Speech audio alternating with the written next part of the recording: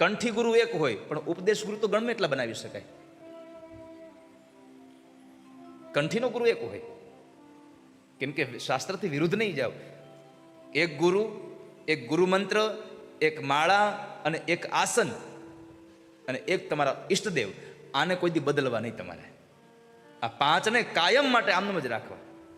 જીવનમાં ગમે તેટલા સારા માણસો મળે, ગુરુ બદલવા નહીં કોઈ દિવસ.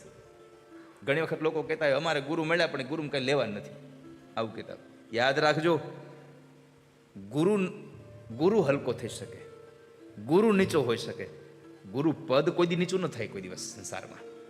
આ સંસારમાં ગુરુનું પદ એટલું ઉપર છે કે જે આ સંસારમાં તમને કલ્પ વૃક્ષ ના આપી શકે, ચિંતામણી ના આપી શકે, કામધેનુ ગાય તમને જે પદ ના આપી શકે, એ વૈકુંઠની પ્રાપ્તિ જે યોગીઓને દુર્લભ છે, એવી દુર્લભમાં દુર્લભ વૈકુંઠની પ્રાપ્તિ આપણને ગુરુ કરાવી દે છે. ગુરુ ગુંગા ગુરુ બાવરા ઓર ગુરુ દેવન કા દે. ગુરુ ધારે તો બોલાવી શકે, ગુરુ ધારે તો તમારું જે મૌન છે કે જે બાળક બોલી નથી શકતું, એને પણ ગુરુ ધારે તો બોલાવી દે. કોઈ સ્ત્રી પોતાના બાળકને લઈને જાય કોઈ સદગુરુના શરણે અને કહે બાપજી મારું બાળક બોલતું નથી, મોટું થયું, અને ત્યારે બોલાવડાય, બોલો બેટા સીતારામ, અને સામે સંતની નજર પડે ને બાળક બોલવા માંડે સીતારામ સીતારામ સીતારામ. ગુરુ ગુંગા ગુરુ બાવરા ગુરુ દેવન કા દે. તો જિંદગીમાં ગુરુ ન બદલશું ક્યારે. 24 ગુરુઓની અહીંયા વાત 11મા સ્કંદમાં આપી છે. તો દત્તાત્રેય મહારાજનું પ્રાગટ્ય થયું, એની કથા બતાવી. મનુ મહારાજના ત્રીજા દીકરી હતા જે પ્રસૂતિ, એ પ્રસૂતિના લગ્ન દક્ષ પ્રજાપતિ સાથે થયા. એમને ત્યાં 16 કન્યાઓ થઈ, અને એ 16 કન્યાઓમાં 13 કન્યાઓ એને ધર્મને આપી, એક કન્યા પિતૃને, એક કન્યા અગ્નિદેવને, અને એક કન્યા જે હતા એ સતી ભવાની સ્વયં પરમાત્મા શિવને પરિણ્યા. પણ ભવાની પોતાની ઈચ્છાથી ભગવાન શિવને પરિણ્યા. પોતાના પિતાને આ વાત ગમતી નહોતી, અને દક્ષને આ અણમાનીતો જમાઈ હતો, એને ગમતો નહોતો. એમાં એક વખતના સમયે દક્ષ પ્રજાપતિને પ્રજાનો નાયક બનાવવામાં આવ્યો. સભા ભરી અને સભાની અંદર સૌ લોકો બેઠા છે, પ્રજાનો નાયક આવે છે, દક્ષનો પ્રવેશ થયો, બધા લોકો પોતાની જગ્યાએ ઊભા થઈ અને એને આવકાર આપવા માટે ઊભા થયા. પણ ભગવાન શંકર ઊભા નહોતા થયા, શિવ ઊભા નહોતા થયા.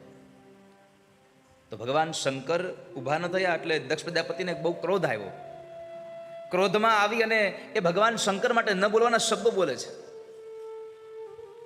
આ દુનિયાનો નિયમ છે, પદ મળે એટલે હું પણ આવે ને આવે જ. ભગવાનને એટલી પ્રાર્થના કરી કે ઠાકોરજી પદ આપો, પણ હું પદ ના આપતા ક્યારે. માણસ પોતાની મસ્તીમાં ફેલાવો કરતો જાય,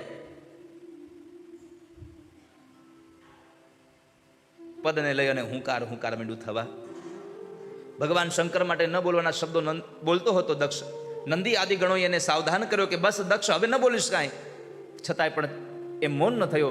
એટલે નંદીએ શ્રાપ આપ્યો કે તું ક્યારનો મેં કરે છે, એટલે હું તને શ્રાપ આપું છું કે તું મેં કરવાવાળો બકરાના મોઢાવાળો બનીશ. આ શ્રાપ મળે છે. વાતાવરણ એકદમ તંગ થયું એટલે ભગવાન મહાદેવ સૌ સૈનિક પોતાના ગણોને સાથે લઈ નીકળી ગયા. કૈલાસમાં આવીને પોતાના પત્નીને કાંઈ કીધું નહીં એણે કે મારે તમારા બાપુજી હારે, મારા હાહરા હારે આમ થઈ ગયું છે. આમ જોવા જાવ તો આ કળિયુગના શંકરને ભગવાન શંકરે ઉપદેશ આપ્યો છે કે સસરાના ઘરે કાંઈ પણ આપણું જરા કે માન અપમાન જેવું થાય તો એનો ગુસ્સો આપણે પત્ની ઉપર ઉતારવો, નકર ઘરે આવીને એનો ક્રોધ અહીંયા ઉતારે. પેલું ચાલુ કરે, શું કે ફોન કરીને કહી દેજો આપણે મેલ નહીં આવ્યા. પણ ભગવાન શંકરે કશું કીધું નથી, કઈ વાત ન કરી. અને આપણે આમે કોકનો ગુસ્સો કોકની ઉપર ઉતારીએ. સૌથી વધારે બેનો કોઈના ઉપર ગુસ્સો ઉતારતા હોય તો છોકરા ઉપર. હા, નાના છોકરા ઉપર. ઘરમાં કામથી થાકી ગયા હોય, એકલા હાથે કામ કરતા હોય, કામ પૂરું થાય નહીં, ત્યાં ઓલી ટકટકણી હાહુ ટકટક કર્યા કરે, એટલે પછી બધો ગુસ્સો એ છોકરા ઉપર ઉતરે, એને મારે. અંદર ઉદ્ભવેલો અગ્નિ ક્યાંક તો બહાર કાઢવો ને. અંદર જે હવે ઉફાણો આવ્યો છે એને ક્યાંક તો બહાર કાઢવો.